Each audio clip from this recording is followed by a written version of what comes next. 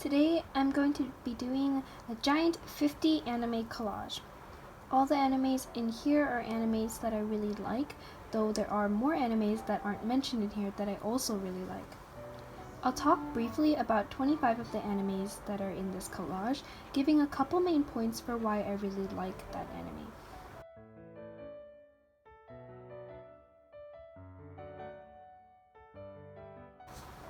As I journal, let's get started with the first page. Scum's Wish, or Kuzu no Honkai. It's kind of hentai, and what I remember it for is that it's a strange portrayal of teenage love. Koe no Katachi, or A Silent Voice in English. I actually watched this one without glasses on in the theater, and so I couldn't read the subtitles, but even though I couldn't understand everything that was going on, it was still very touching. Bloom Into You. What I really like about this one is that the main character is not in love, despite it being a romance story. Is that there are characters in here that abstain from the dating cycle and being in love, though it's a story focused on romance. Hyouka. This one's a slice of life, and at first I thought it was boring, but then I kept watching, and I grew to love the characters and to care for them. Nagi no Asukara. This one has super beautiful art and music. The beautiful portrayal of the city under the sea makes me want to live there. And another thing I really remember about it is that there's this super complex love triangle system that's like not a triangle anymore because there's so many characters. It's not like a square or like a pentagon. I think it's on the level of an octagon. Girl's Last Tour. This one's a post-apocalyptic anime, so there's no life left over and it's just the ruins of war and these two girls trying to survive. The girls ask simple questions, but these questions are somehow philosophical to us. They say, "What is life?" And then they bump into machines, and these robots can communicate with them, so they deem that these robots are alive. They also ask, "What is music?" And then they classify the sound of rain as music. These classifications make us reconsider our definitions for what life and music are. The other animes on this page are I Want to Eat Your Pancreas and Hyouka no Kanata. Now onto the second page. Durarara. It's told from many perspectives, so the use of dramatic irony and mystery is really good. But because it's told from so many perspectives, it's hard to follow. Similarly, Bakano. It's even more hard to follow, because there's so many flashbacks, and at least Durarara is told in chronological order, but Bakano jumps all over the place in terms of time. But they're both super entertaining, and the characters are very interesting. Hoseki no Kuni. What I really liked about this anime is the setting. There's no humans there, and we always think, what happened? Were there humans perhaps? Another point I remember is about the genders of the characters.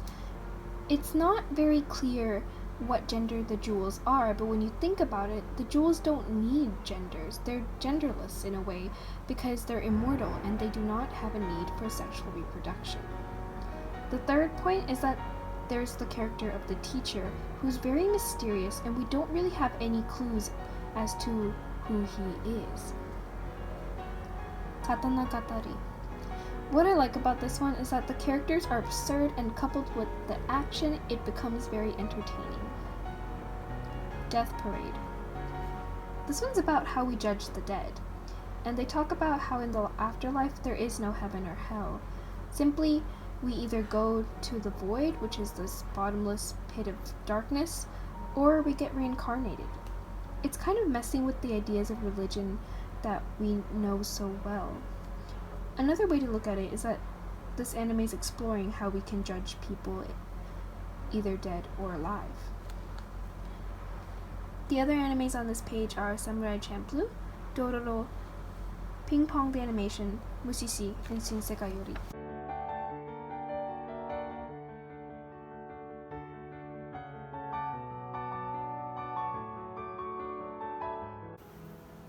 Now on to the third page. Psychopaths. This one's also about how we judge people. In the anime, which is set in a dystopian sci-fi world, brain scans are used to see how dangerous you are. The brain scan determines if you're a criminal or not. It raises the question that in terms of emotion, what does it mean to be human? Mononoke. I remember Mononoke most for its unique art style, especially the portrayal of rain and snow. Another point is that to build the horror mood of the anime, there's a strange rhythmic pausing in character dialogue, which I thought was quite unique. Zankyo no Terror. The action and mystery in this one is really good, which makes it very entertaining. And I keep watching because of the unknown motives of the characters. You keep wondering why they're doing what they're doing. Nana. Nana is a really deep story, and since I watched it in either 9th or 10th grade, I'm not sure I really understand it, especially since it deals with the adult world as well. Some themes that I caught in there were friendship and love. The characters are quite complex, and it seems very realistic. The other animes on this page are Tokyo Ghoul and Black Lagoon.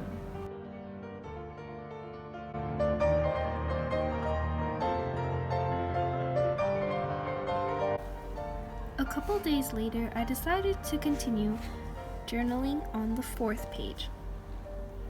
Aku no Hana. This one's a twisted romance story, and it's really centered around perversion, and it's really dark. What I remember about it most is the art style.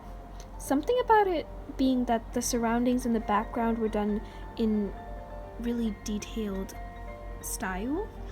Comparatively, the people and the characters were quite bland and undetailed. It was quite interesting. Kobayashi Sanshi no Maid Dragon. This one's really cute, and you can tell by looking at it that the art makes it really cute too. There's a theme running through it about family, and I find that this is really touching. Gakkou Gurashi. This one also seems like it's really cute and innocent. It's actually quite hopeful and very positive, but there is a dark element. Zombie apocalypse.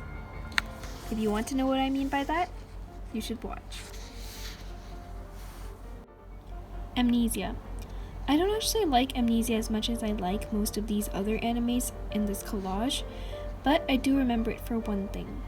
It's a reverse harem where the girl gets to date all the guys, and this is very unusual. Usually, the girl will have romantic scenes with all of the guys, but she will never actually get all of them. The other animes on this page are Planet After Story, Kakegurui, Rurouni Kenshin, Akatsuki no Yona, Koto no Hano Niwa, Serial Experiments Lane, and Violet Evergarden.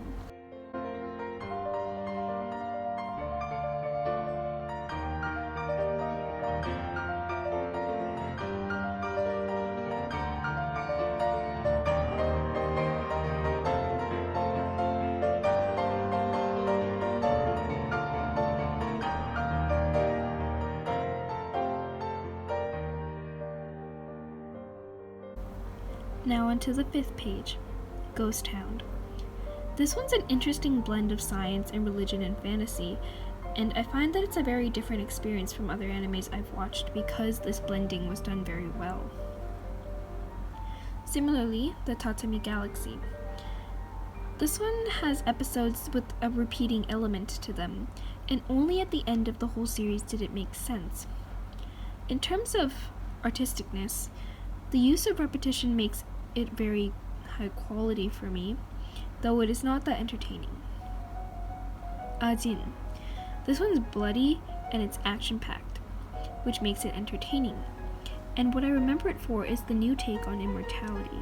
It's the rules, the physical rules that bind Ajin, and how it differs from what we remember immortals to be like. Madoka Magica. I know, this one looks really cute, and I swear it's not. Someone told me it was actually a really mature show, and do watch it if you want to see the juxtaposition between this crazy cute art style and the dark storyline. Monogatari series. I read them, except for Bakemonogatari, which I watched. There's so much banter in here, it just sounds like nonsense, but absurdity in the characters reveals things about normal, mundane life that we might not have paid attention to before, which is why I really like this series. The other animes on this page are Claymore, Shiki, Jigoku Shoujo, and Ergo Proxy. On the last page, Saiki Kusuo no Sainan. It's really funny, but they talk really fast, so test your reading skills if you're watching sub. The other animes on this page are Lucky Star, Domestic Girlfriend, No Game No Life, 5 centimeters per second, Air, and Blend S.